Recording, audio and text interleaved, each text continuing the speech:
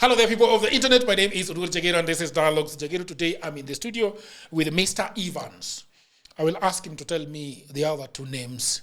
Welcome to Kenya. Thank you, sir. My brother. Thank you. You live in the Nordic region. I live in Finland. Finland. Yes. That is part of the... That is part of the Nordics. The Nordics. But it is not Scandinavia. There's a difference. What is the difference between Scandinavia and Scandinavia? If you're Nordic and Scandinavian, you're two different people. Well, all the countries in the Northern Europe in that segment are Nordics. Those are the Nordics, the Norders. So we have Denmark. So we have Denmark. Finland, we have Sweden. We have Norway. We have Iceland. Yes. And then, but Finland, because of the language, so then the Scandinavia comes from the Vikings. Okay. Yeah, so the history of the Vikings. So that's where the Vikings dominated. Mm-hmm. That was their sphere of influence back in the day. Okay. Finland was more towards the east, so more influence with the Russia, and actually Finland was colonized first with Sweden, and then Russia colonized Finland. Oh, really? Yes. Finland was an occupied region. There are parts of Finland that speak Russian. No. What they did, so when they gained their independence, actually, Finland is a very small country, but it really punches above its weight. So at the agreement, the end of the Red War, Russia took a portion of Finland as part of reparations for killing a lot of their soldiers. For a small country, they really did well. And so that was part of the payment. And Russia then decided that, financial amount XXX. Okay. And Finland took an X amount of time to pay Russia. And then that was it. But in the following years, because Russia is Russia. So they remained sort of what they call Finlandization. So this was like, keeping in good books with Russia. Removing the language. Not removing the language, but appeasing the big bear, so to say. But things have changed in the last, since Russia invaded Ukraine. Things have changed now.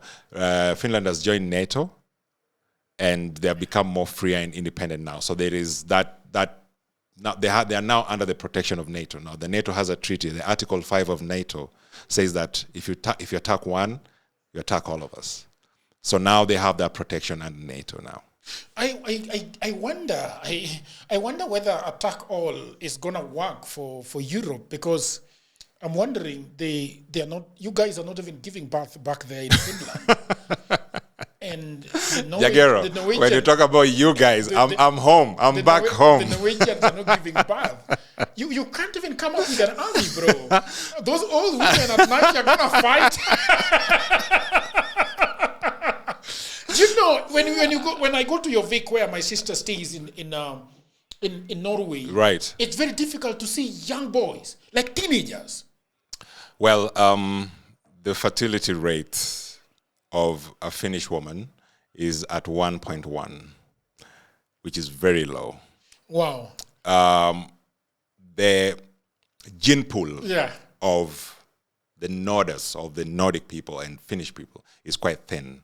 And it comes from centuries of war, because they were almost obliterated. Is it really coming from the idea of war, or the fact that they just don't want to give birth? Well, I'm saying the origins and how it has morphed. Okay. So that was a problem, and that made the gene pool very thin, because if you are killed, almost all of you, then what do? You have to start producing with relatives to fill the state. This is why I think we are having a lot of, I don't know whether the extremists are the left or the right. For example, Trump is left. Trump is right. But I don't even know what to call Trump. Trump is Trump. Trump is Trump. But he's to the right. Yes, he's right. And so if you look at Europe right now, there is a lot of right ideology, invading Europe. So if you look at the guy in Italy, the Italian prime minister, yes, is the lady, is very right. Yes, right leaning. And then you go to even Spain. Spain is starting to go really, really right. Like Germany is there is a party there that is very FDF, that is very right. But then the rightness also comes with the idea that they do not like a lot of people immigrating into their country. Well, and that is their biggest problem right now. Jagero, I would say that so for example, let me walk you back a little bit. Okay. So there's a difference between the politics of Europe and, for example, Kenya. So during the campaigns for 2022, it was Kenya Kwanza. Yes. In my mind, as a Kenyan living in Europe, my mind was that Kenya Kwanza means America first, Kenyan first. That was the ideology. Because when you hear that, you hear Kenya Kwanza, it means Kenya first. Yes. But in reality, the politics of Kenya is different. Now, in Europe, the idea of borders is a big deal because you know how politics is. Politics is about dominating by fear. I would call it that way. So what happened, for example, during the Arab Revolution, there were a lot of Syrians that came to the European borders. And Germany welcomed 1 million Syrians. Okay? Now, the right-wing leaning politicians see that as some kind of a cultural erasure. Yes. You understand what I mean? Yeah. And that ideology fuels the right politics. Exactly. Now, in reality, as a foreigner living in Europe, sitting on the fence looking inward, okay? Because I've lived in Finland next year, it will be 20 years. 20? Yes. Wow, that's a long time. That's a long time. So to say, I don't wanna call it sadly so, but so to say, I can't count myself as fully Kenyan, and I can't count myself as fully Finnish. I am in there between. You are in between. Yes. But what is it, because you are not accepted both in Kenya or you're in Finland, or this is all in your head? It's a good question, but if I've lived somewhere for 20 years. Yeah. This is half of my life. Yes. Okay? I left here in my 20s. If I've lived for 20 years, it means I'm in my 40s now. Okay? So it means that the algorithm in my system has both elements. You understand? Yeah. Okay? But also the problem that I find with a lot of you guys Kenyans living abroad, is that it becomes always almost impossible to completely assimilate into the culture, because when you see Kenyans that are abroad, they are mostly still speaking to Kenyans. Their social media is all over Kenyan. Like my sister lives in Norway. She does not speak Norwegian on the internet, and she speaks it so fluently. Her TikTok account, her friends on TikTok are all Kenyans. And this is, I think, it becomes very difficult then. So the question is it that these people in Europe or outside Kenya are like, because gosh, even the things you watch are still Kenyan. Okay. So you talked about assimilation. Yeah. There's a difference to me, at least the way I define it. There's a difference between assimilation and orientation. Okay. Okay? I have orientated myself to the country and the system. Do I necessarily want to assimilate? I don't think so. Because assimilation to me is, again, I go back to the word, erasing my past or where I have come from. When you see your sister coming to the internet, friends in Swahili, talking in Swahili or Luo or whatever language that she speaks in, that is her therapy. That is her way. That is how she gets back what she has left behind. Because Makyu, Jagero. And it's very interesting. Yes. When you talk about left behind, because I want to quote that and come back to it. But go ahead. Okay. Go on. Because not everyone that leaves Kenya lives happily. Okay? Sometimes people leave because they have to, not because they want to. I was in the airport yesterday, And let me tell you, when you line up and you see that sign, Wakenya, you know there is that on the left side there is the United Nations. That is where I usually go to, and I don't work for them, by the way. I've never gone anywhere else. Whatever makes you sleep, my brother. So whatever makes you sleep at night. So there is UN, there is Wakenya, and then there is the ECOWAS. ECOWAS or whatever. Or whatever. East Africans, whatever. Now, I could go to that because I have the passport to go to that one as well. Yeah. But the fact that I'm going to line up in Wakenya, to me, it's the most proudest moment of landing in these shows. Because is that so? Yeah, absolutely. Okay. Absolutely. Because I am a proud Kenyan. I'm proud, and I'm always so. There is just that feeling of being home, because out there, I have so many identities. I'm a black man. I'm a foreigner. I'm not fully assimilated, as you said. You've got a bad accent. I have an accent to my Finnish. So there is all these titles that I have that, depending on which day, somebody can pick that, oh, today is black, today is not speaking Finnish well, today is not. But in Kenya, I'm just a dude. Yeah. I'm just a dude. And you show up here and everybody thinks that you're just from Kibra. Exactly. Then I won't come here and, Jagger, you won't ask me like, are you Kenyan? Yeah. That will not be the first thing that comes to your mind. It's just like, I'm just a guy. So the question I wanted to ask you, that don't you think that Europe is between a rock and a hard place, in the sense that they do not have people to fight for them, and Russia is coming for them, and the only people that can fight for them are these black men that are coming from Africa that can, because you guys can't give birth, but you have 1 million Syrians. I mean, I could think that 300,000 of them are men, are teenagers that can go to war. So what's your problem? I don't want to speak for the entire Europe, okay, but I want to speak for Finland. Finland is a country that came from nothing. So if you look at Finland 50 to 60 years ago, okay, they were one of the poorest countries in Europe. More than Northern Norway? Way more. Oh, really? Oh, way then down. They were in the trenches. Yes, they were very poor. They had this big bear of Russia under them. They were more to the east leaning because, again, Urigic language, the group of language, they couldn't fit into Scandinavia. Do you know what they did? They started building from scratch. They paid Russia reparations. Russia took a part of their land. They started building. They started only having 1 day of free. So they started working 6 days. They started building. And they have something called sisu. So sisu in Finnish simply means the oomph. Yes. To move on. To go on no matter what. So there is this stoicism in that. And they started building. And what they've done in a very short time is to make one of the most richest countries in the world. Yes. Oh, really? Per capita. What do they make? Well, they are very good innovators. You remember Nokia. Of course, Nokia is not as big as it was. You remember Nokia. They're now building icebreakers for the United States. The biggest icebreakers. Yes. What is an icebreaker? I thought you'd been to Norway, sir. Yeah. But does not mean that I don't know what it I'm is. kidding.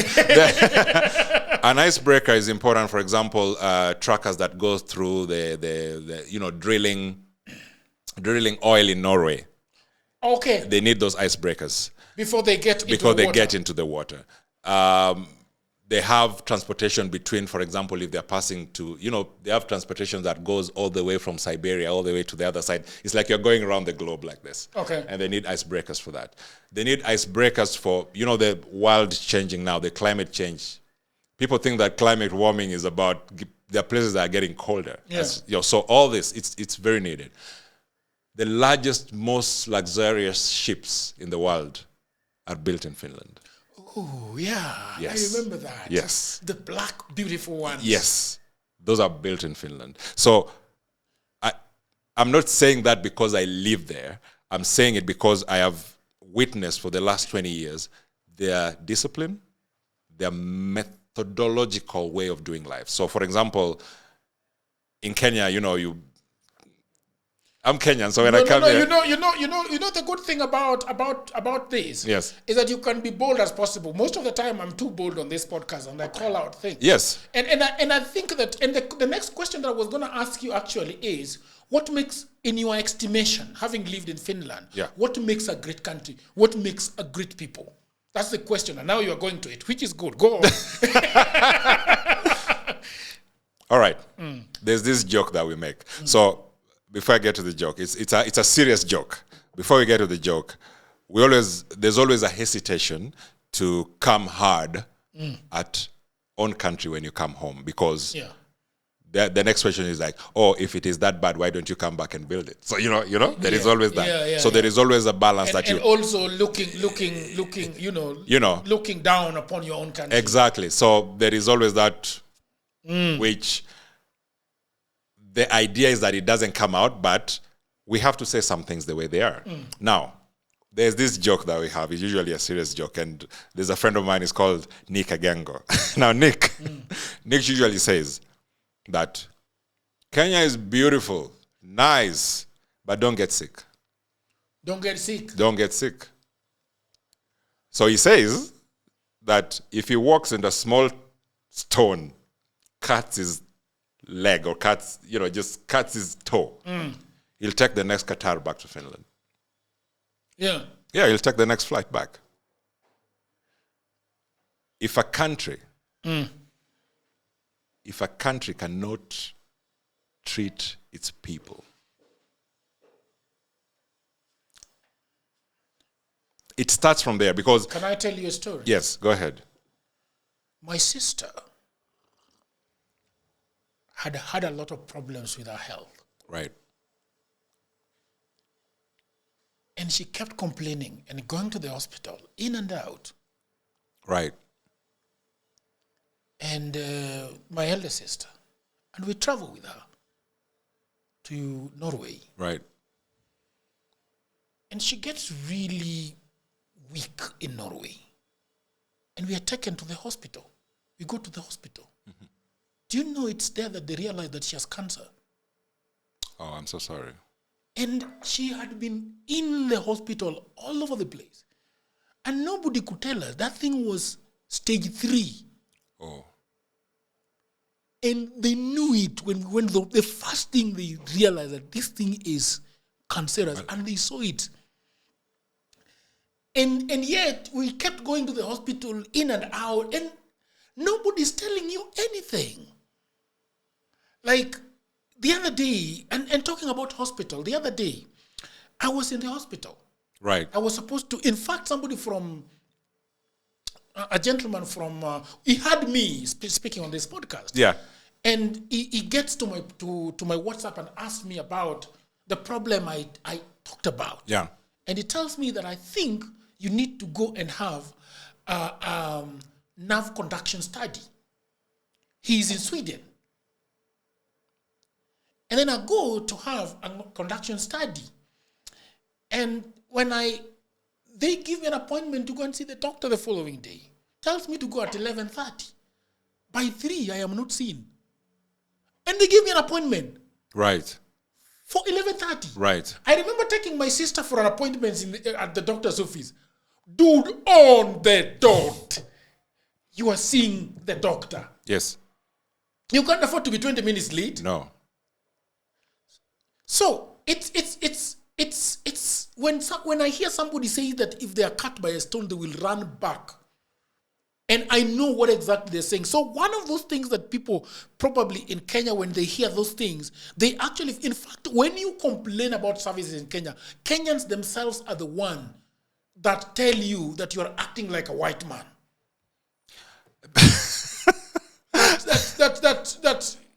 there's a landlord that told me that atwendi nazo binguni.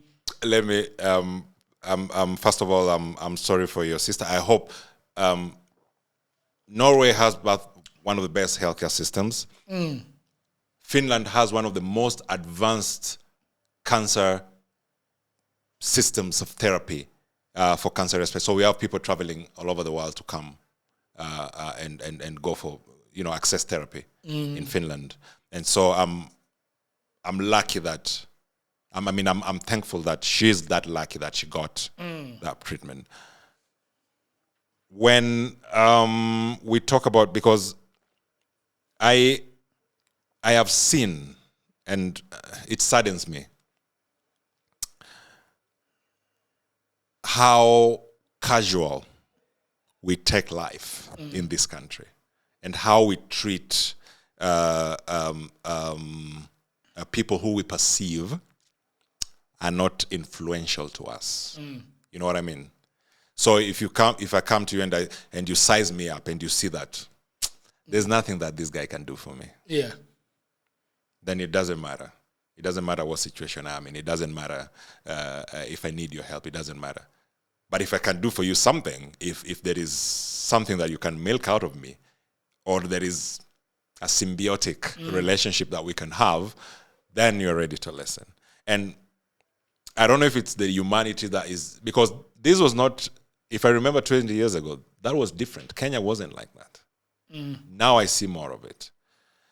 When we talk about casualness, so let me tell you a story. So I go to, you saw that I wear glasses. I use them for driving and long vision. So I go to one of the, I think it's a franchise. There's a lot of them. So I go and say, hey, I broke my glasses. I'm traveling this evening. Could you make me new glasses? You don't need to test me. I already know them. It's -1, +2, whatever. And I said, okay, I'm just asking you again that I will come at 5 o'clock to pick the glasses. If you're not able to do it, tell me now so that I find another option. He's like, perfect. 5 o'clock. Sitting there, it's like, I'm here, brother. Where are my glasses? They're not there. You understand? So it starts from that, because we always look for the big thing. This person wasn't treated for this. This person lost their life for this. But it started from somewhere. It starts from not respecting the simple, what you'd perceive as a simple thing.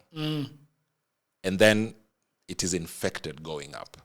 Because the casualness that we treat what we perceive as simple, over time, the numbness just grows into you. So that if somebody comes to you, we've had people misdiagnosed for cancer when they did not have it. You're talking about your sister. She went to all these places looking for a diagnosis. She never found it. I am a therapist, so I talk to, and since COVID, I've had many Kenyans now coming for my services online. And I've had people coming to me who have been diagnosed with, went on therapy, only to find out that they never had cancer cells. So you asked me what makes a country great? Yeah. The health of the citizens. The health of the citizens. Makes a country. It starts from there.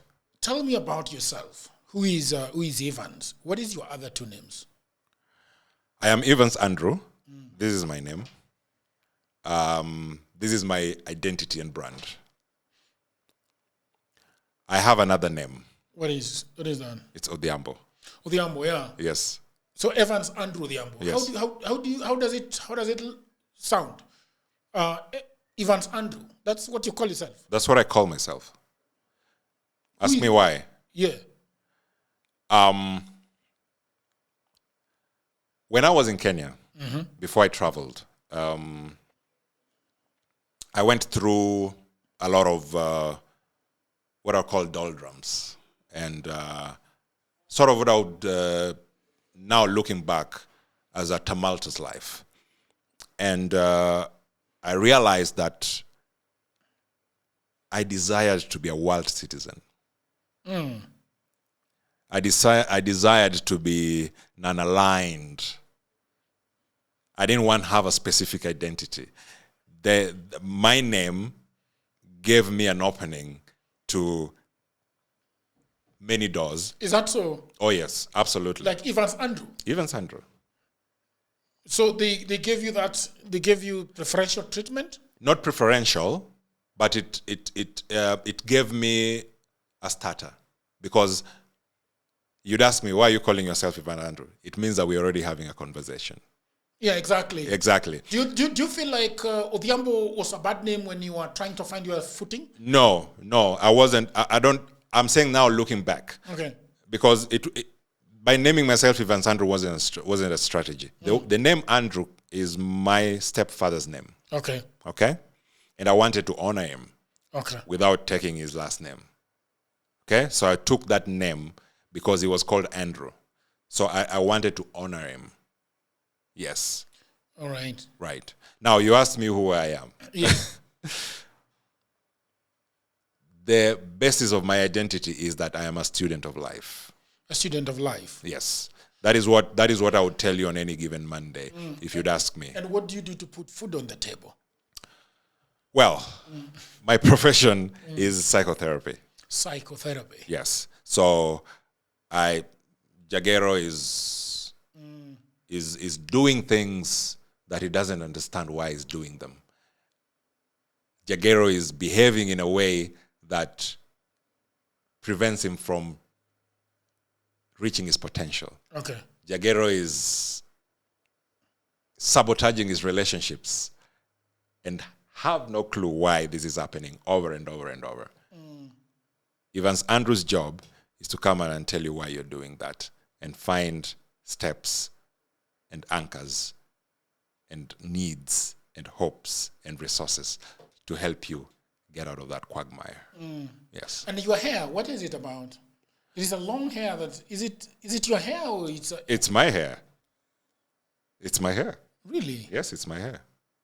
Oh yeah. Yes. And then you sort of know this other side. My hair was full. My hair, I take this from my mom. Her hair used to grow very, very fast. So she used to say that, why didn't my sister have her hair? Why did I have to be the one? It was sort of But why? But this is cut. This one, the one up here. Yeah. So this is just a style that I've. How does it look? It looks beautiful. Thank you, man. And this one, can I see this again?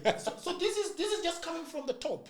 It's coming from the. It flows down. Yes, it comes from the top. I used to have it full. Okay. And then I started to morph it. So I started to.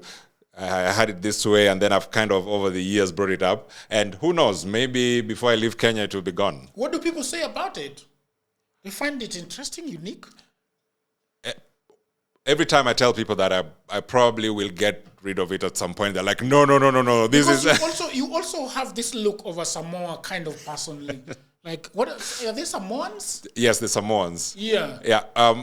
You also have that look a little bit. So if you want to know, in Helsinki, and that's why I'm saying it's good to be a world citizen. Okay. In Helsinki, the last guess somebody would have of me is a Kenyan. Everybody thinks I'm anything else but Kenyan. Yeah. And I find that a very, very, very warm opener for me to get into people's world. You don't look Kenyan until you open your mouth. Exactly. So, and that's not necessarily a bad thing because it helps me to. I can imagine. Yes. Psychotherapy. Yes. So people sort of go about life and then they find out that there's a problem because of different things that happen to you.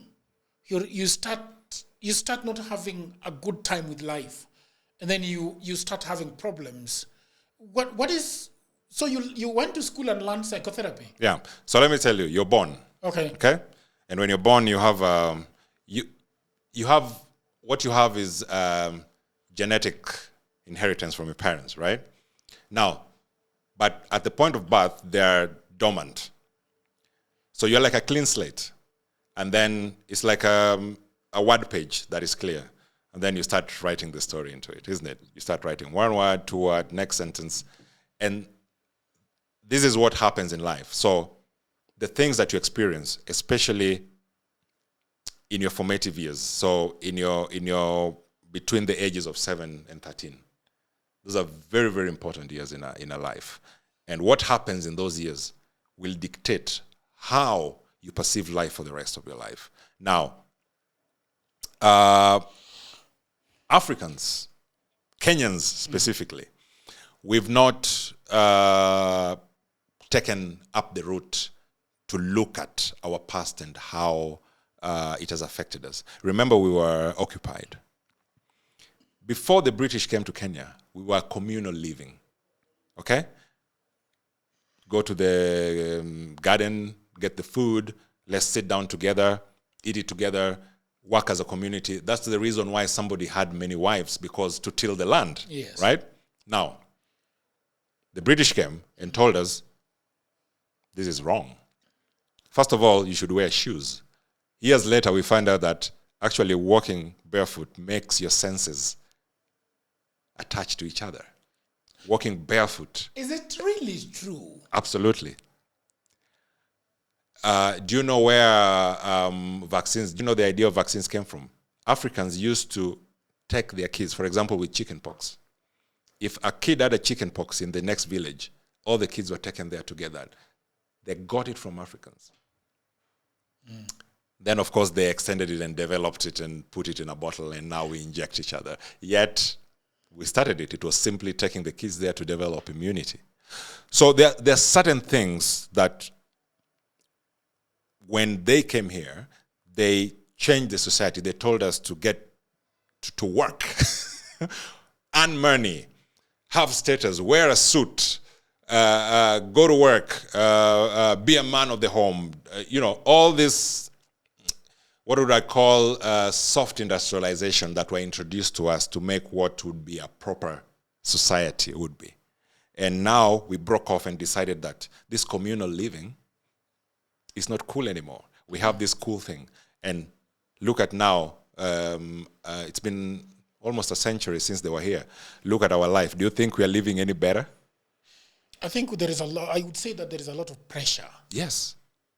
My brother actually said that you're in a pressure cooker.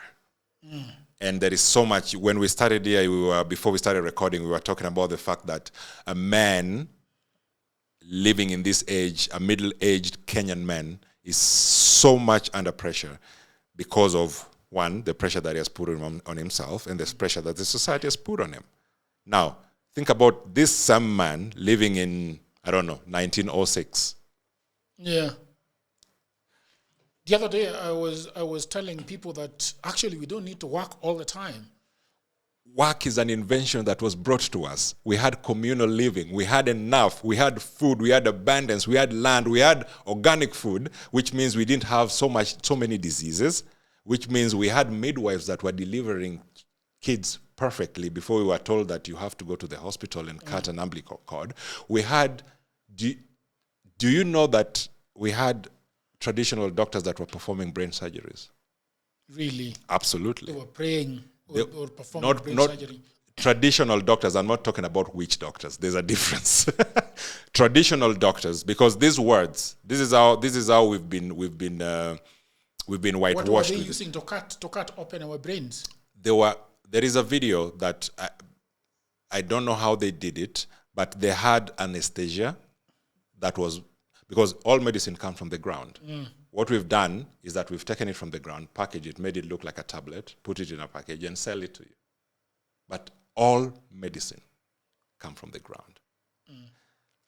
These guys knew all this. They knew anesthesia. They knew how to go into brain. And they knew even mental health. Even mental health. If somebody went into psychosis, they knew exactly what to do. They knew how to isolate them. They knew how to calm them down. They had all these things. And all these were broken up.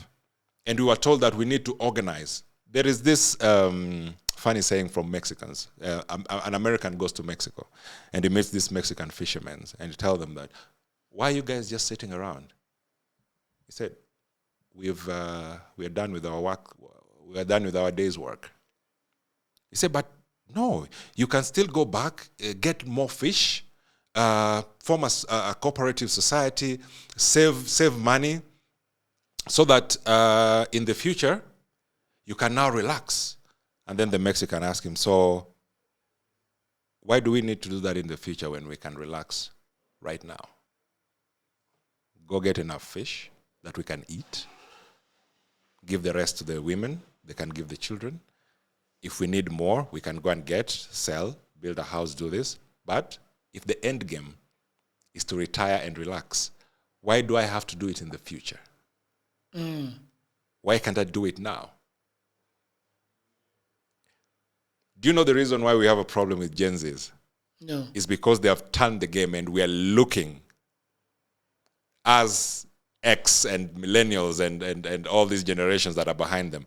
We are looking at what we could have had. Because the Gen Zs have come and said, I don't have to come to work on Monday morning. Who set this law? If I can earn money, if I can do something from my house and earn money and earn a living and pay my rent, why do I have to wear a certain clothes to come to a certain building so that you see that I'm a responsible person of this society? I'm not saying the entire Gen Z generation. I'm saying the ones who have mastered it. What they have mastered that we need to learn from is that there is a difference between ownership and access. I will come to Jagero's studio, right? Take a photo. I was there. Then I will say, oh, Jagero's studio looks good. The building over it looks good. I want to own it. Get in, pay hundreds of millions of Kenyan shillings for the rest of my life.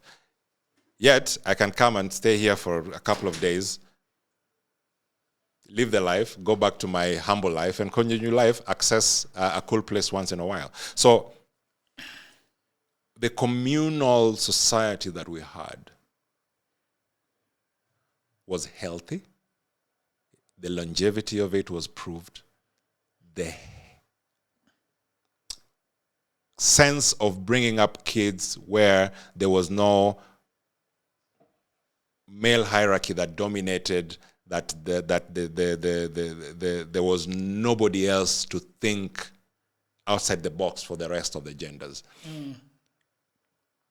We have to accept that this pressure cooker that we are living on is not working for us. Yeah. And that is why my job is to go back in time and go back into your time and look at your life and say, the way you lived, the way your family behaved, the kind of social violence, psychological violence, as you said, manhood. You know, I know people throw around this toxic masculinity, but remember the people who brought it to your system didn't even know better. They didn't even know what they were doing. So coming into that, and especially us Africans who have never for a long time considered psychotherapy as a way of treatment. This is what Ivan Sandro brings. Yeah.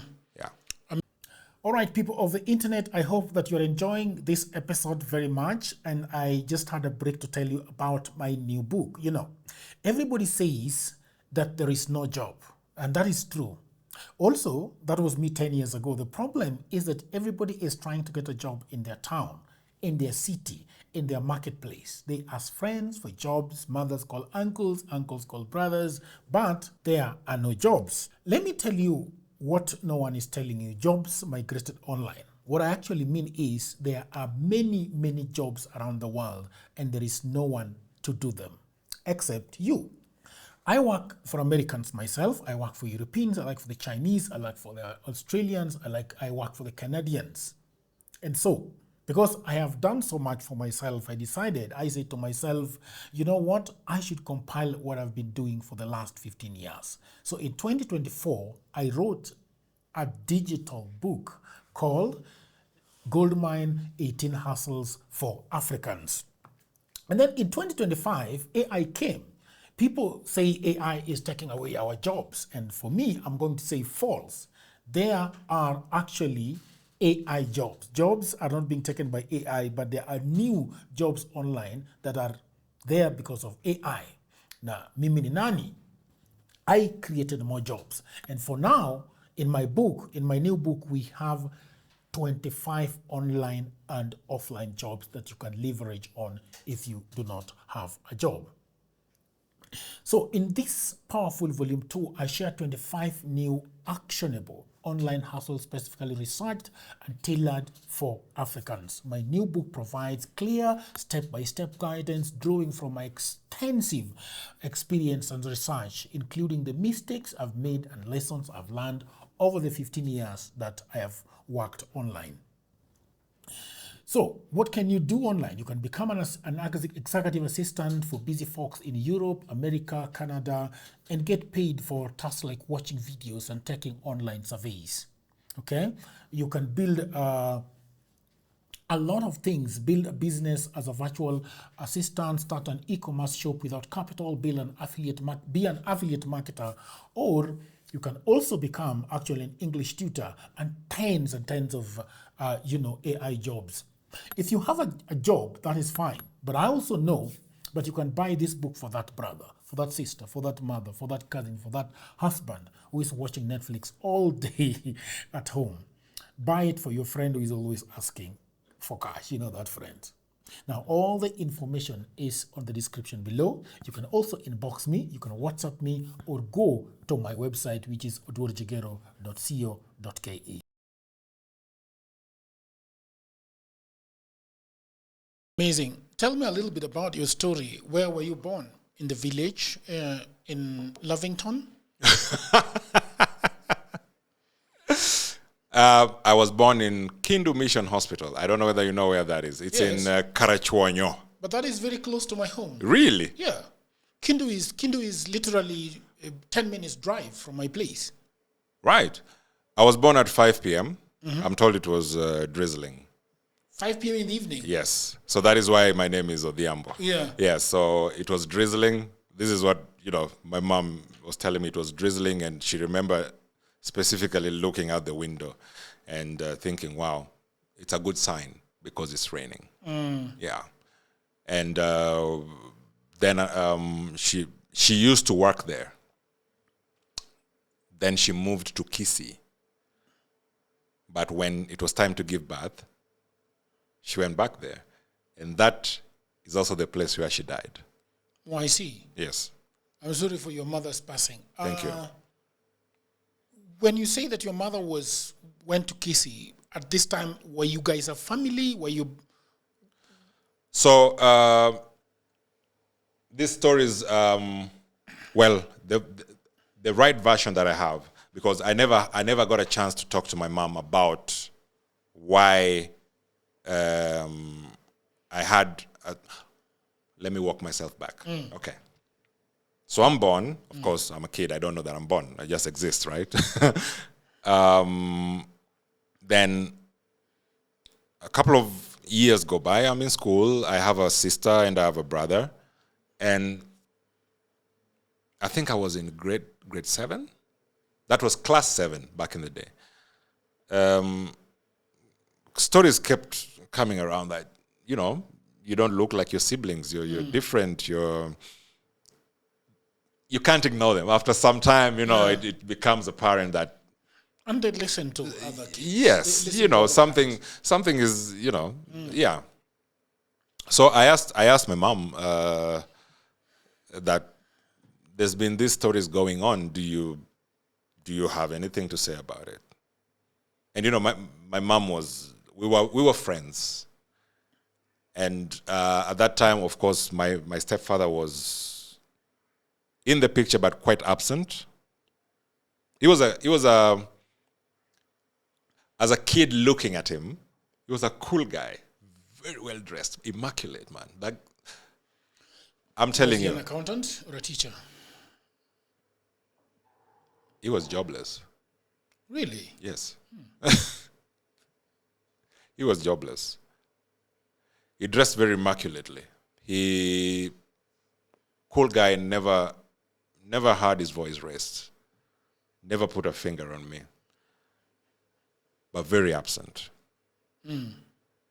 So my mom raised me continuing affirmations as a foreman. He used to call me the foreman. Actually, the title of my book, which I hope we'll go into later, was I was dangling between Before the Devil Wakes Up and Foreman. And then I ended up Before the Devil Wakes Up because I wanted to make it more about her. So anyway, after Kisii, She worked in Kisii for a while. She gave birth to me, went back to Kisii for a while, and then we moved to Asumbi Training Teachers College. She became the nurse there. Okay. Yeah.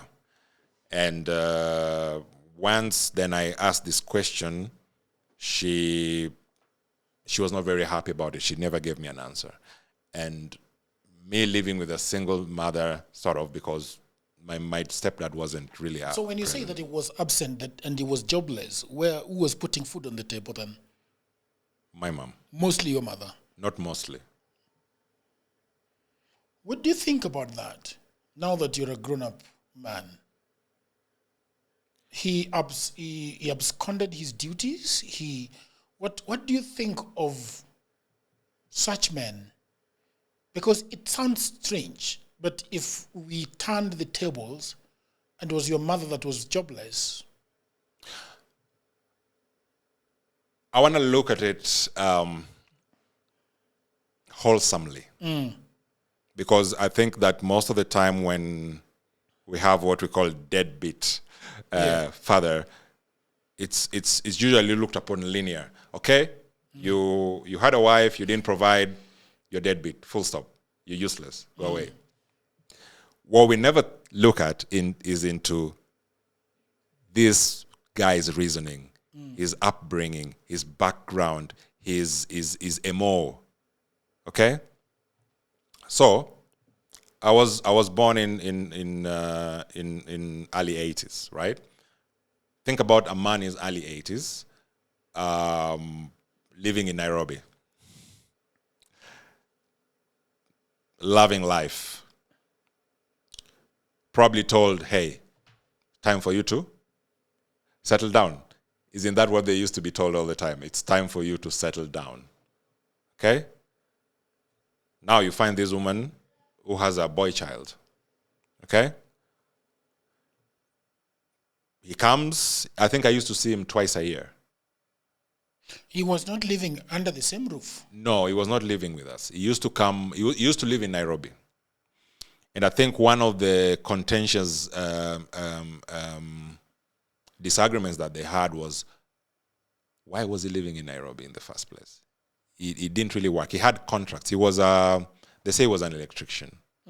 So he had contracts here and there. He was, apparently he was the key electrician for the Kiambere Dam that was built in Kambani. I think there's a time we went there. I have a recollection of that. I remember waking up very early, 5 o'clock in the morning to leave Kiambere. But when he came over, I was so happy. I was so happy when he was home because there was this energy that there is a father in the house. So when you ask me how do I feel about that, I don't judge him. I don't have this definite, like, he abandoned me as a boy, but I can see that he abandoned my mother. And that was for her to deal with, and she did deal with it, because eventually she called it quits with him.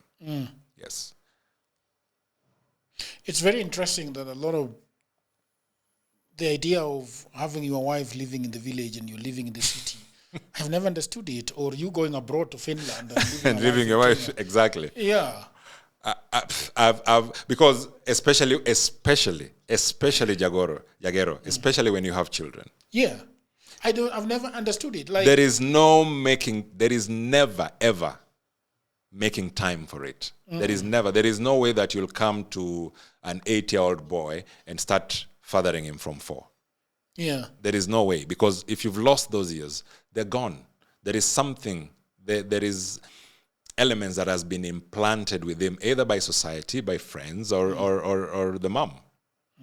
And you coming to undo that, or you coming to plant yours will either morph it or will probably get a resistance. So there is no replacement for that. I want to say, I am not the person to go and judge deadbeat fathers. There is a lot of variations of why people do what they do. What I know is that if you, as a man, you've decided not to use protection, which is a very, very, very logical choice because it is an action that you do. It's not something that you say, oh. Exactly. Can call that boy to look at the cameras. It's not. It's not. It's not. Yeah. Once you make that choice, whether you're living with the mother of that child or not, you can never unknow that. Yeah. That is what I feel like a lot of people, and in fact, even women and men, do a lot of the idea of having unprotected sex, and not hoping that something will come out of it, and then having children, and then we are saying, okay, oops, it was a story, it was a mistake. Now you as a man want the girl to go and abort, and the girl is saying, no, I don't want to abort because I'm a Christian, but you're also a Christian that is committing adultery. What is it, adultery or something? If what it is. It is. To me, I find it very simple. It is. There are women out here who are honestly wonderful mothers and raise their children single-handedly the best way they can. But I see, especially on the internet during Mother's Day or Father's Day, that, thank you for being both a father and a mother to me. Nonsense. Both a father and a mother to me. Nonsense. There is absolutely no way that you can be both a father and a mother. You can be a good mother. You can be a great single mother. You can be the best mother in the world, but you cannot be both a mother and a father. Why do you think they say that? Because the father is a father. There is a reason why. What do you guys? Can you explain it in your mother tongue? Your mother tongue here is psychotherapy. Yeah, because a minute I was like, whoa. I will need a minute. Your mother tongue here is psychotherapy. The fullness of a child's life needs both parents, and it's not even about. It's not. I mean, it starts with the presence is very important, but it even starts your presence in the house. You being a father in the house, there is certain hormones that oozes from your body. That enough. That in itself. Is it hormones or energy? That's what I say, that I want energy is the cliche or the nice cool word that we use. Okay. Yeah. There are hormones that ooze from your body when you're at home. Those hormones bounce off your children. Your children see that there is this person, there is this adult, and there is this other adult, and how they live with each other. And that forms basis of how they view society. And that forms basis on how their life is going to be. Because the absence of a father in the home could be the beginning of chaos for a child. Because they will go out there and they will see the discrepancy. And then they will come home and the mother might not have an explanation for it. And what do you do when you don't explain something to a child? They build up an explanation in their own head on what is happening. Now, as I said, it doesn't mean that you have to live. The best case scenario is that the mother and the father are living in the home. This is the best case scenario. But remember the pressure cooker. Yeah. It doesn't happen like that always. Yeah. The best thing that you can do for your child, whether you are living with their mother or not, as a man, is that they know you. Yeah. It doesn't matter how difficult and acrimonious a relationship is. And we can talk about the whole day on how, parents to a child can tip each other, one-up each other on who is the best parent and use the other one to, Yeah. There are all variations. In all that chaos, make sure, as a man, that this kid knows who you are. Let's go back to your story then. Yeah. In your book, you say that your your mother passes on. Yes. But then before she does that, there are things that you're struggling with something. You're waking up at night and praying and hoping that God can save her. Tell me a little bit about that.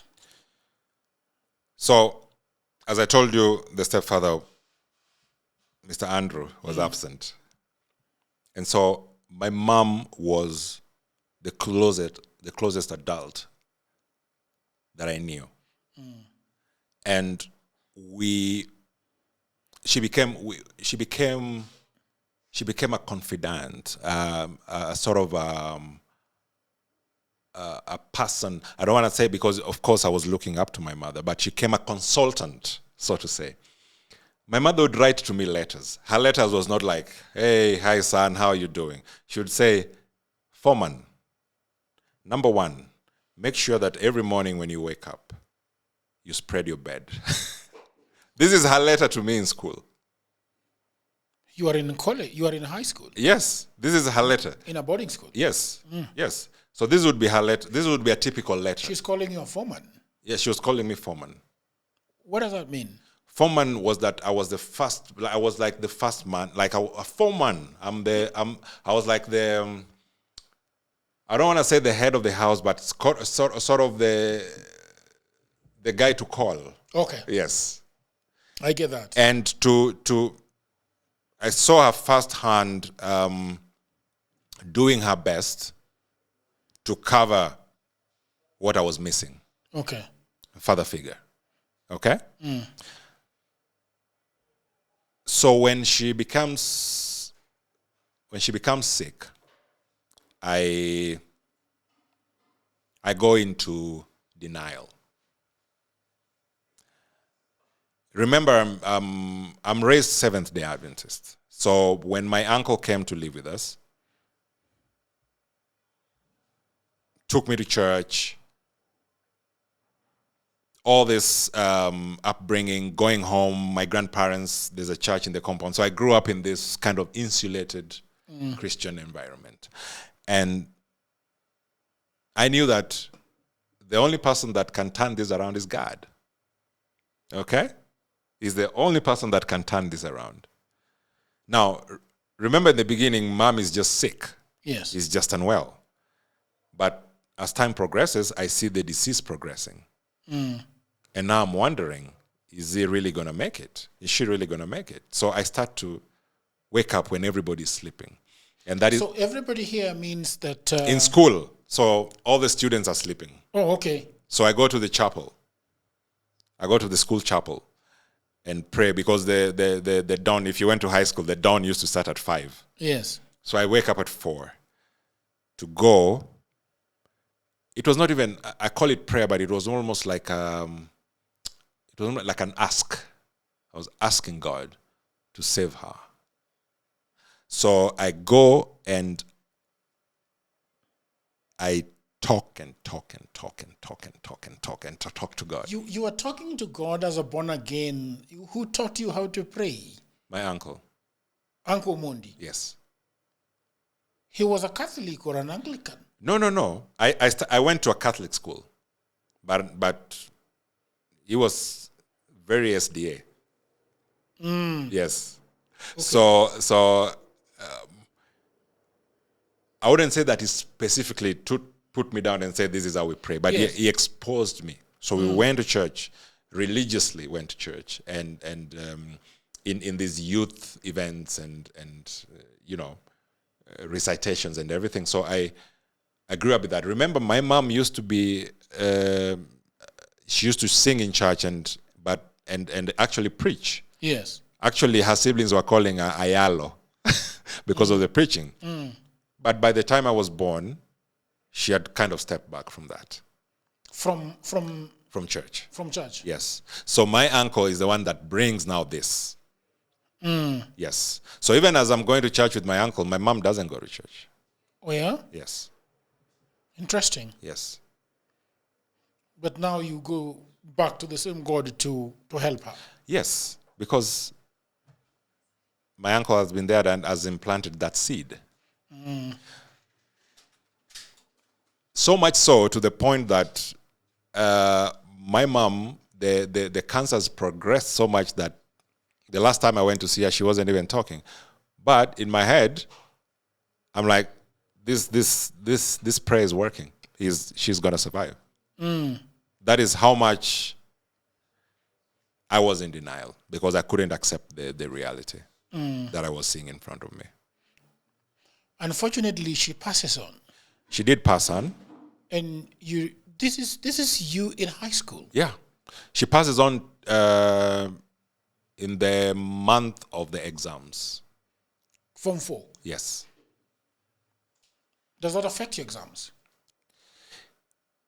It does. It does in a way. But then, I would say that I'm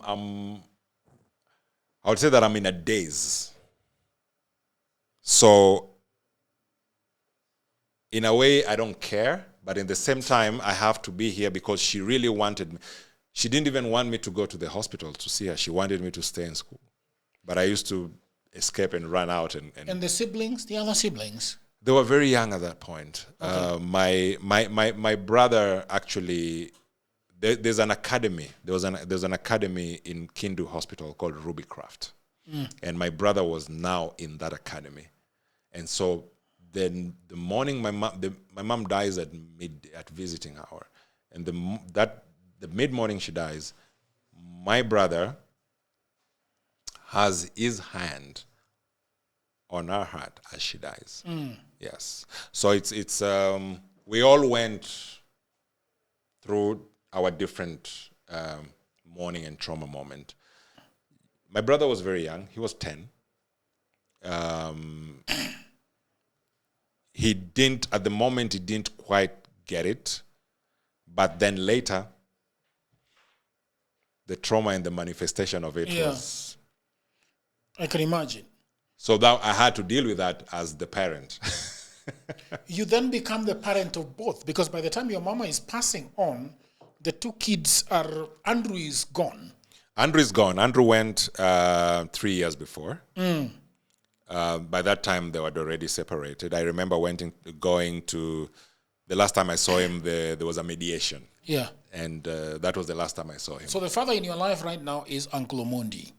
So when Uncle Omondi, remember now I'm in high school. Yeah. So I'm not that young anymore. Omondi is gone as well. Actually, by that time, Mom was mostly alone at home. Because now we are older, we're gone. Okay. My sister is in boarding school. My brother is there. I'm in high school. We were all now scattered. Yeah. But this changes everything, because we had, I would call an aunt who was like a big sister to me. I never considered her an auntie. She was like a big sister. So when this happens, say, okay, things are terrible, but she's here. But then that's when it turns around and becomes very ugly. What becomes ugly? Well, remember I'm 16. Yeah. I'm left in this chaos. Yeah. You're supposed to go to college, right? I've just done high school. I think the burial, then I went to exams 2 weeks, then I'm out. So I don't even know where to start from. I don't know all this is suckling. Assuming that your mother is Luo. Yes. And did she ever go to Andrews? Set up a home at Andrews? She's buried there. They were separated. They were not. The dowry was paid. Yeah. I know. Yes. So you and your siblings essentially were children of that home. Yes. But Uncle Omondi's was from the mother side? From the maternals. Or from the maternal. Yes. So that is Nehru. Yes. You're trying to make me switch. Yes, but that's where most of my orientation comes from, because we were much more closer as a single mother. We were much more closer to the home of your mother. My mother, yes. My step-home, I get to become very close with my step-grandmother after my mom dies. Because I actually, by the time I was, see, now I'm going to do interviews in Ramogi in Luo. By the time I was completing my high school, I hardly spoke any Luo. Why? I think my mom mostly orientated us in English. Oh, is that so? Yes. That is very interesting. I want to ask you something that is very cultural. Yes. The situation that you guys found yourself in, because sometimes you don't belong at Andrews and you also you don't belong at your mother's. Were you guys in between? Did you feel like you were in between, not welcome at Andrews and not so much welcome on the other side at your mother's? Because the mothers, they will be saying, okay, don't get with your kocha. That's a very interesting question. I think at the time, I felt very welcome in both places, to be honest. As we grew up, I felt more at home at my step-grandmother's. There is no particular reason that there was any type of energy, but apparently there was. So I felt more closer. My mom and her father. Perhaps you were a child and you couldn't see it. Yes, my mom and her father were very, very close. I think that, in fact, close that there's a time that my mom would go for a funeral, and she's Migogo. So she's not supposed to sleep there. And my grandfather was like, no. She can stay. And it would be my grandmother is like, no, it can't. They were very close. When she passed, I think his health started going down. Yeah. After that. Do you at some point you look for your father, your real father? Yes. I want to ask you how you did that, but right now on this table, do you still feel like an orphan? Wow.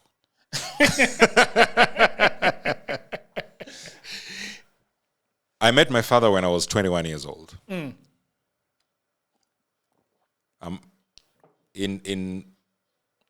a Kenyan sense, at that time, I'm still a young boy. Now, when I'm look at it in a legal sense, I'm an adult. Yeah. Who has his ways, has his character, has his demeanor and everything. When my mom died, I went back to Asumbi where we used to live because I didn't know anywhere else to go. I didn't know where to go. But you were at Andrews and you had your grandparents. Yes, I could, in the beginning. Yeah. I went there. Because that's where we lived. I went there. And of course, the families were there and we were very welcoming. One day, I was coming from playing a game of basketball. And I find a letter addressed to me, simply. This letter explains to me who my father is, where the home is, and how to get there. Not signed. Oh, wow. And it says, go find your father.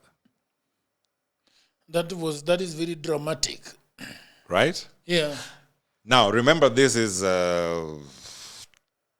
that's 99. So this is around 2000. I sit on this letter. Where is the letter? Is it dropped at the mailbox? No, it's put under the door. Under the door. With a brown envelope. You know those rough brown envelope from the 90s? Yes. I sit in this letter for a while, and I think... Is this the first time that you're knowing that, Andrew is not him? No, I knew. Yeah. Remember I told you that I asked my mother when I was still... and she got very upset, and I never mentioned it again. And to me, there was... you don't know what you're missing unless you've known it before, right?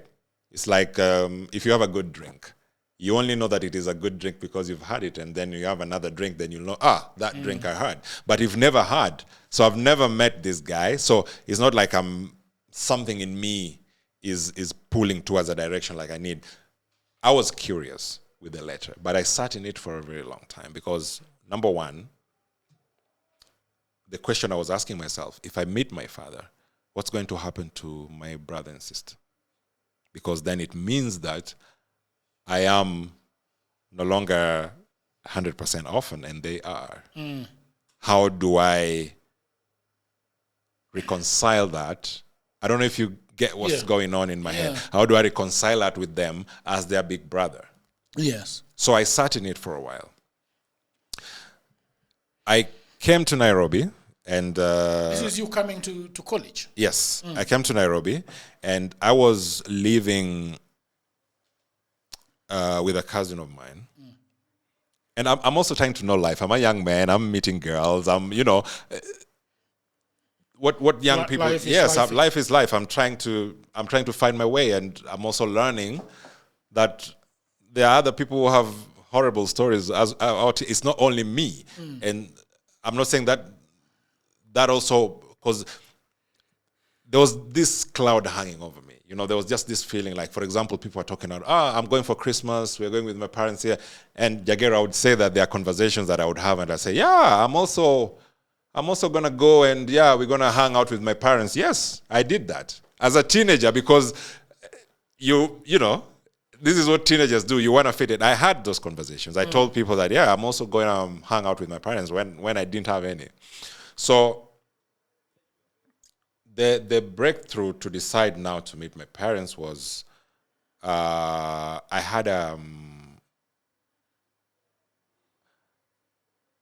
was going to the theaters with a girl, Kenya National Theatre, and we were watching a play. And when the start of the play was the same song that was sung at the funeral when my mom was being taken to the grave.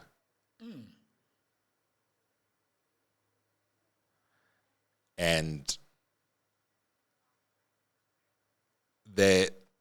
this carving that I'd put around myself as this happy-go-lucky, cool, you know, just came tumbling down. And I just ran off the theater and I left the girl there. And I ran all the way, National Theatre. Yeah. I ran all the way to Kencom. Kencom. Without stopping. Where are you going? I want to get to somewhere where I can get a bus and go to where my cousin used to live.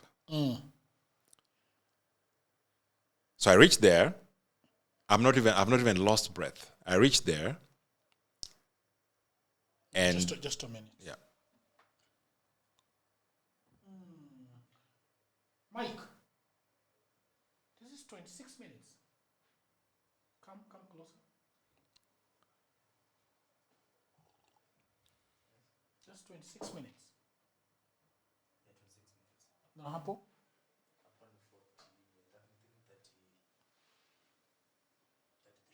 33, okay. Go ahead. Okay. You good? Okay. You're good for the next 10 minutes. That's all right. Yeah. So I ran to Kencom and I realized all the money is gone. So I walk all the way from Kencom to Ayani. Okay? I've valued all the way. Yes. When I get there, I find my cousin's friend. I didn't find my cousin. And he's leaving. And I don't have the guts to tell him that I don't have a place to sleep tonight. So this place used to it was a gated compound. So we walk with him. We walk out and we reach the bus stop. And then he takes off. And then I run back because I need to get into this compound before it gets locked because I don't have anywhere to sleep. So I get in the compound and there was a lower house and then there was a staircase that went upstairs to where they lived. So I go into this staircase and that's where I spend the night. On the staircase? Yes. Well, I'm sure. I am confused because you were living with your cousin. I was living with him on the basis that he was there. They were sharing a house. And he was leaving? No, his friend, the housemate, was leaving. My cousin wasn't at home. Okay. You understand? Yeah. The dynamics? Yeah. I was only living with them if he was in the house. Oh, I see. What a complicated way of living. Exactly.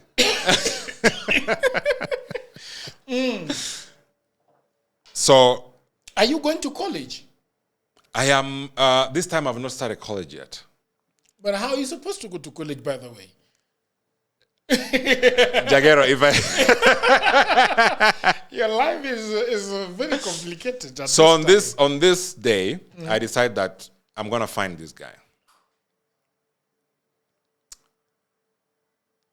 I just sit there the whole night and I decide, you know what, it's time. If I'm going to do something wrong, I better do it right. He's in Nairobi? At that time, I have no idea. Okay. Yes. So I go back to... I don't want to mention the places very much because I need to protect some identities. Yes. Yes. Okay. So I go to the place... I go to the area of my parents' home, stepfather's home. And there's a friend that I met there. And I asked him, bro, do you know this area? Because I have from the letter, remember, do you know this area? He's like, yeah, I know the area very well. Then I get scared because that means that that I'm close. The end is the possibility. So I totally bank that idea. It's like, no, that's not the way to find out. I need another way. It comes back to me a couple of weeks later. It's like, man, you asked me about that area in that home. And now that I've been thinking, and I come back and I see you, you look exactly like those people. Wow. Yeah? Yeah. You look exactly like those people. Scary, man. Yeah. Very scary. So then I was like, okay, you know what? My goose is cooked. I'm just going to spill it out. So I explained to him, I said, I don't know, but this is the information that I have. He said, I'm going to take you to your auntie. He works there and there and there.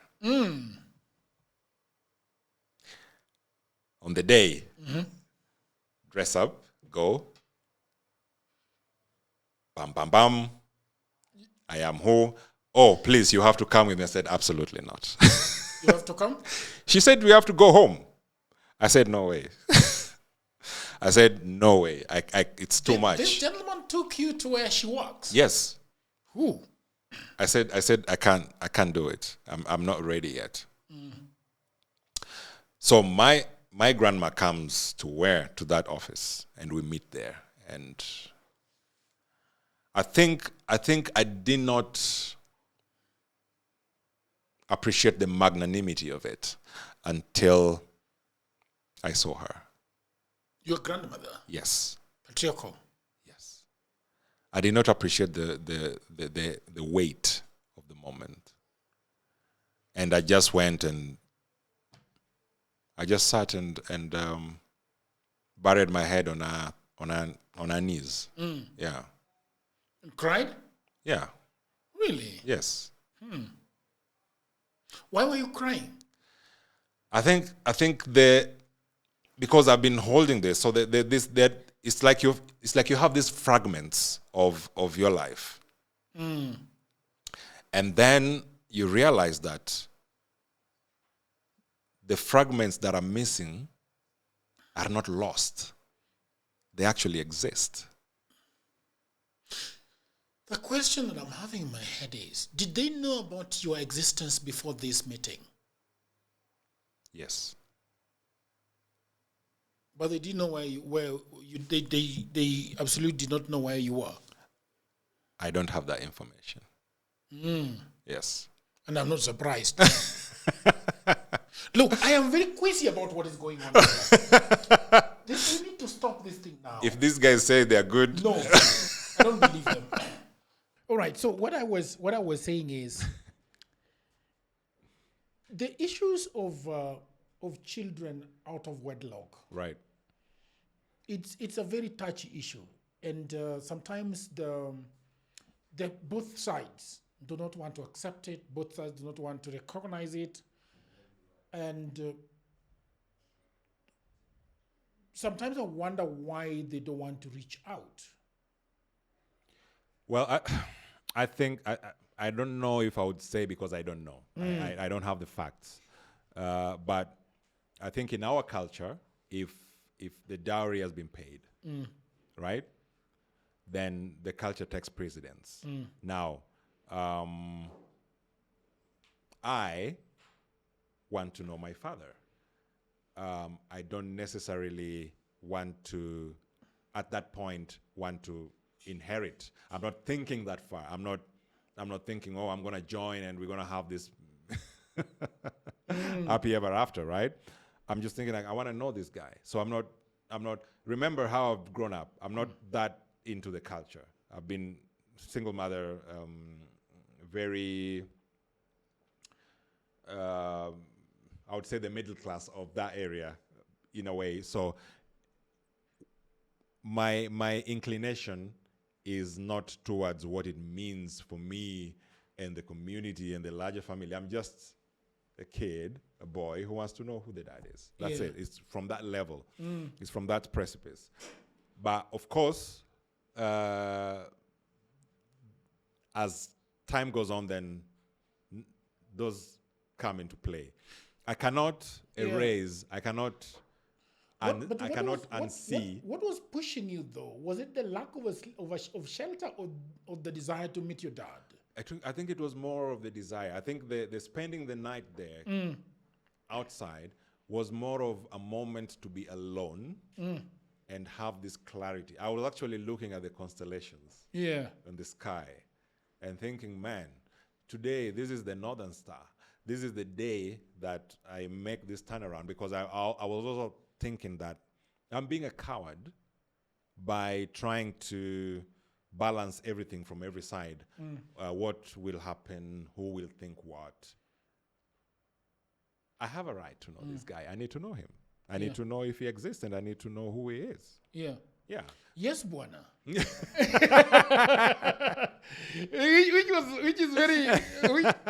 Which shocks me in the book, though.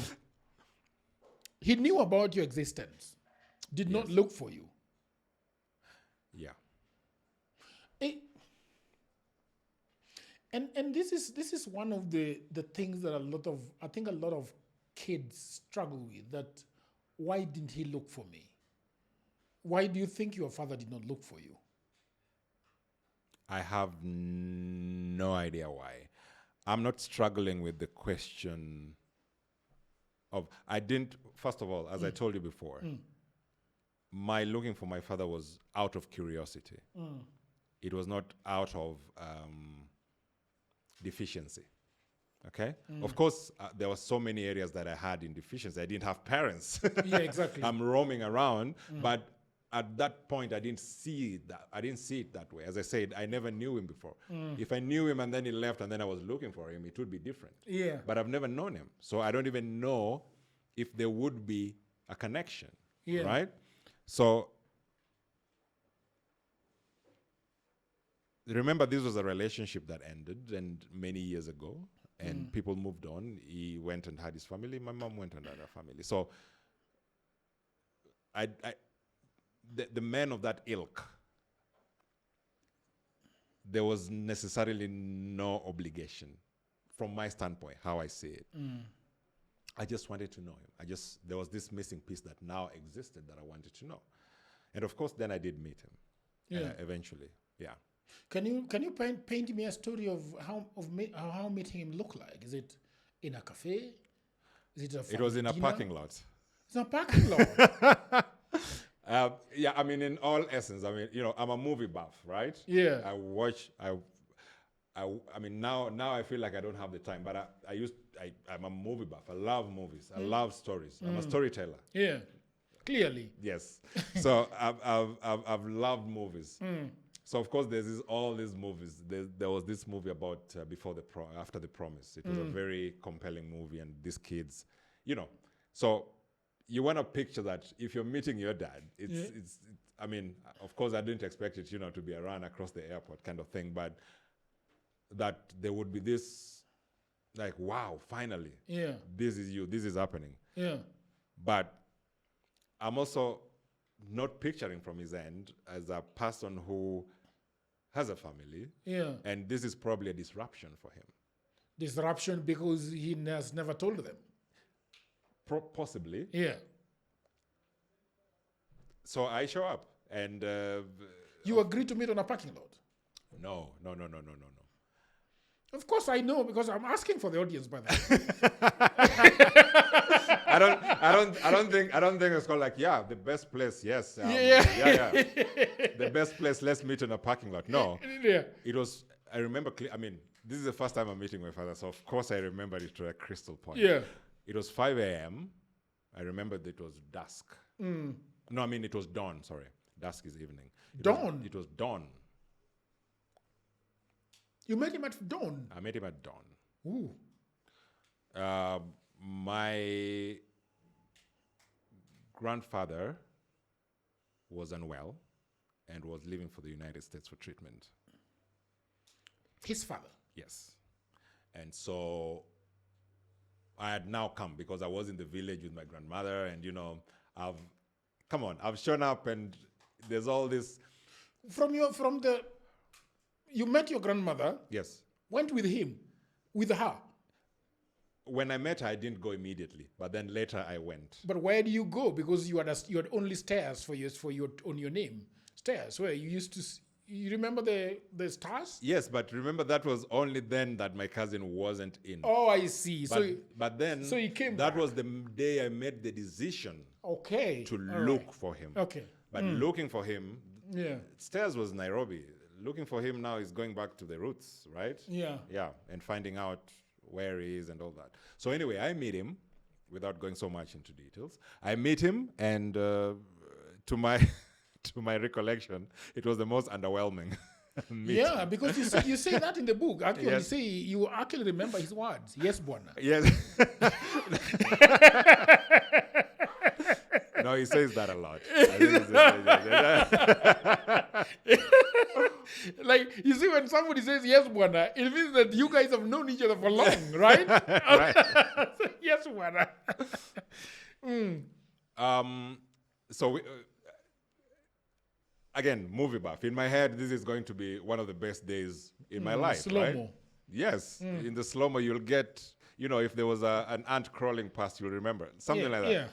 But of course, it was just a simple handshake, and that was that. And do you agree moving forward? Is it just, okay, I'm glad you're alive. Go on with your life. Have a good life. Or what is going on? Jagger, you want to milk every bit of it. No, it's. No, I think it's a and a lot of. I interviewed a lady who met the father. Yeah. And nothing came out of it. It was sort of just an anticlimax.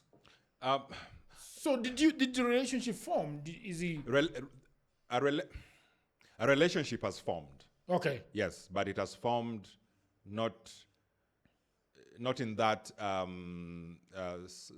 beautiful sunset picture skew. Yeah.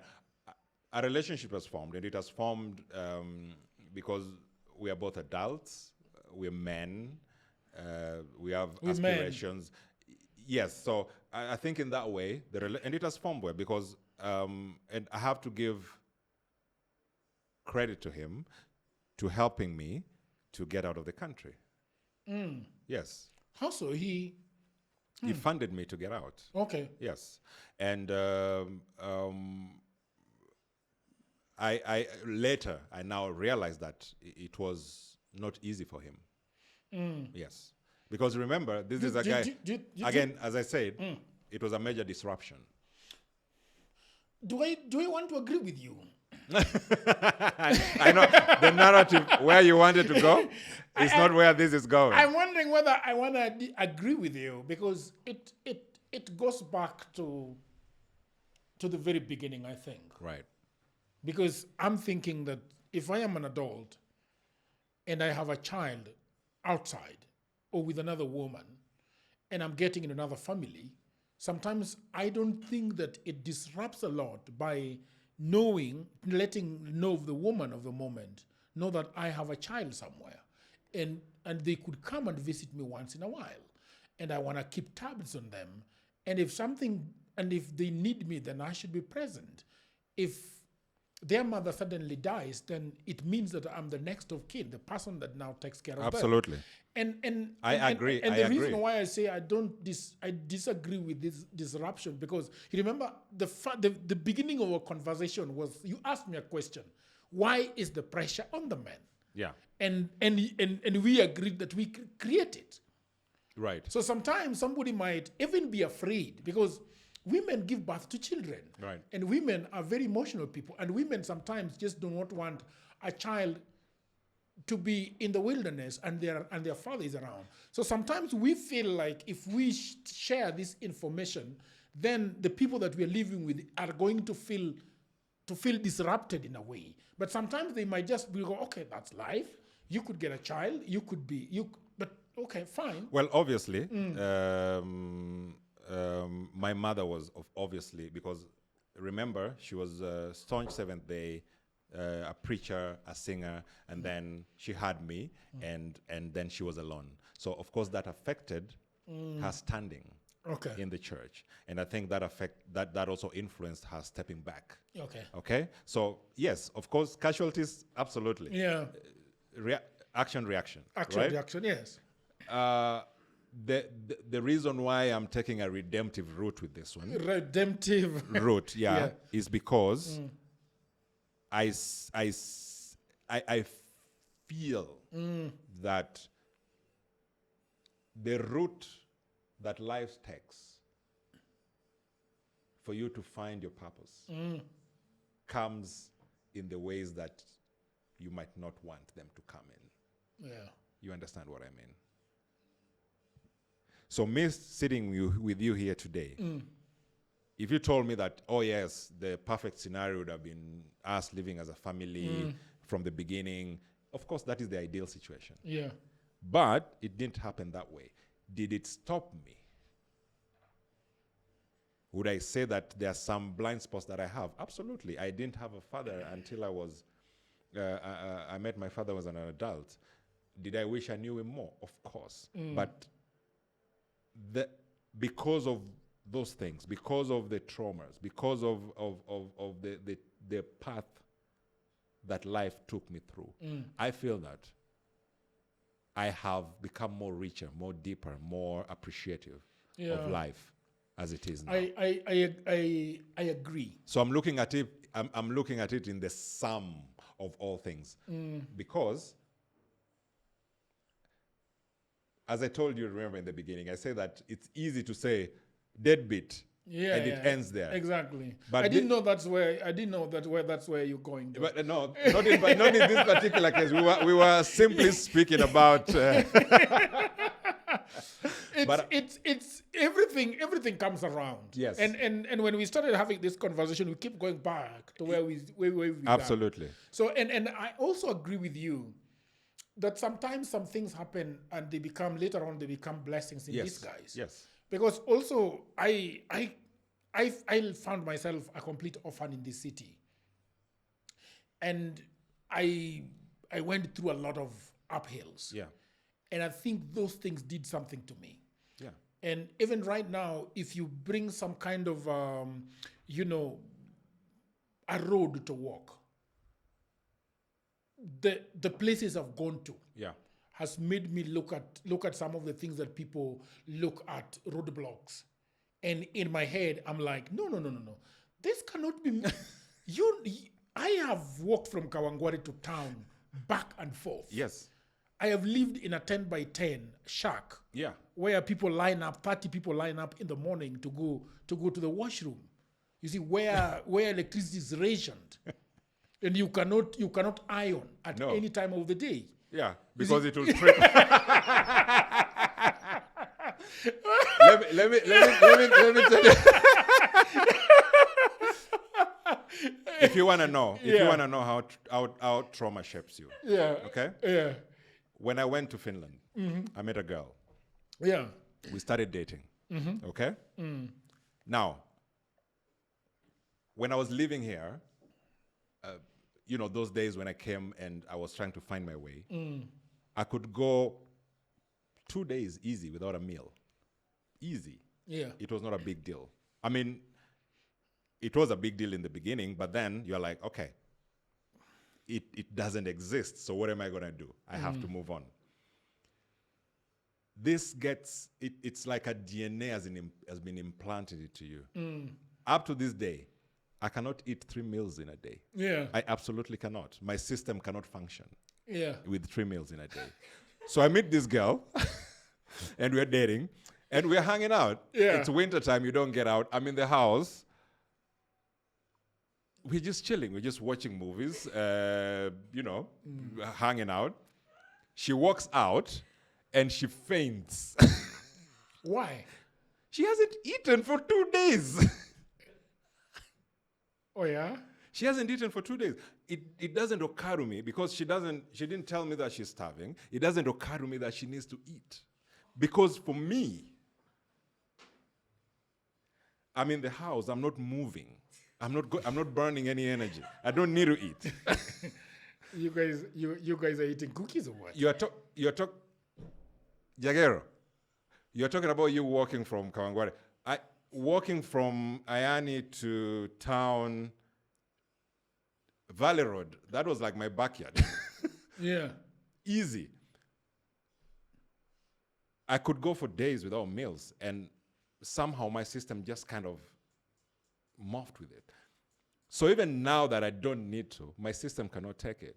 And she literally fainted because she hadn't eaten, and she didn't know how to ask me because we were just starting. She wants to be nice and, because she sees a future. Anyway, so she fainted so then I realized, wow, this comes from this.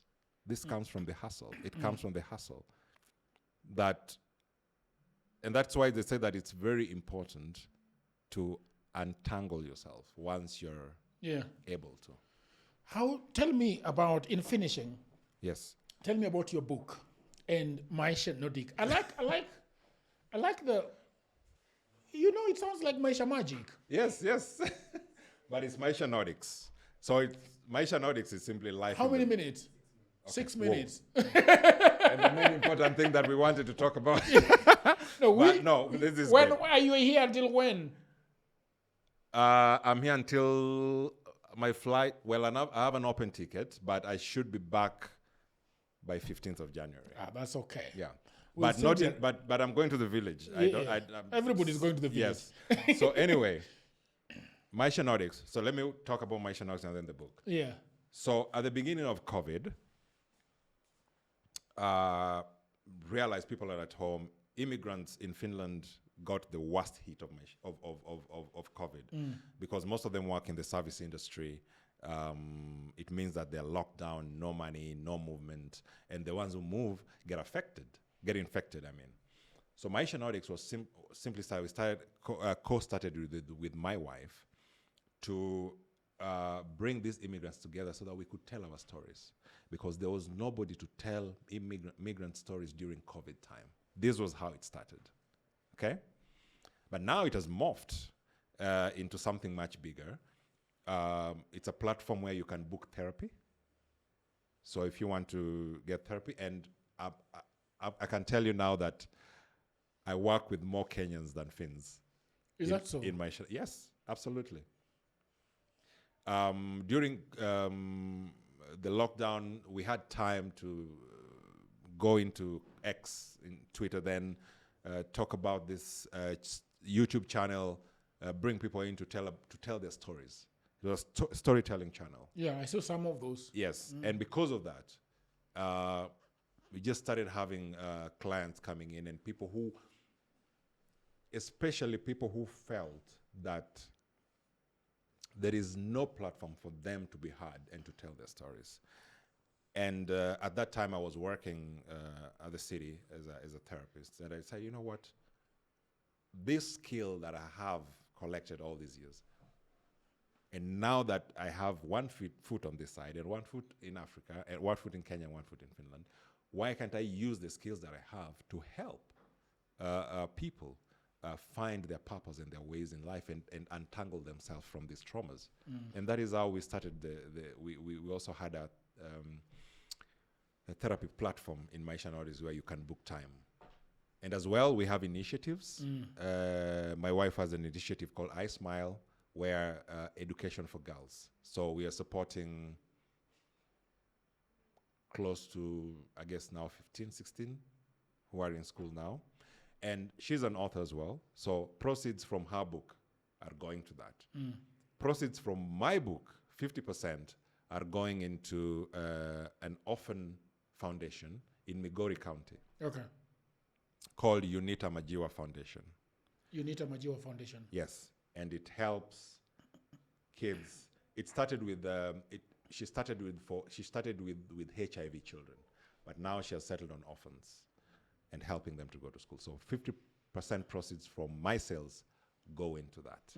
So this is what we are doing with Maisha Nordics. My memoir was written simply to free myself from the things that we've talked about today.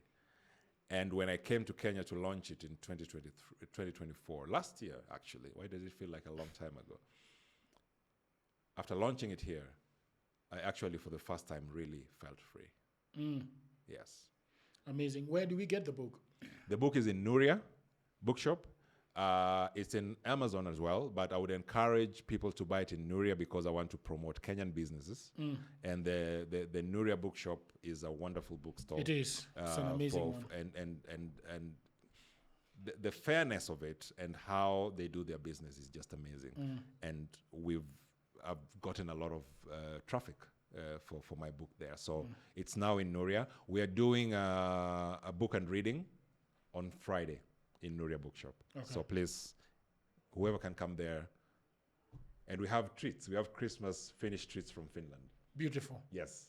Thank you very much. Thank you, It was Jagero. a big pleasure talking to you. I thoroughly enjoyed it. Me too, man. Yeah. And the fact that this is the first time we are meeting. Yeah. I think that was amazing. Yeah. Thank you very much, people of the internet. That was Dialogues with Jagero with Mr. Evans Andrew Odhiambo. Please buy his books at Nuria Bookshop. And the website is Maisha? Maisha Nordics. .org. Yes. And the book is Before the Devil Wakes Up. Amazing book. Yes. Until another episode, bye for now. Thank you. Thank you.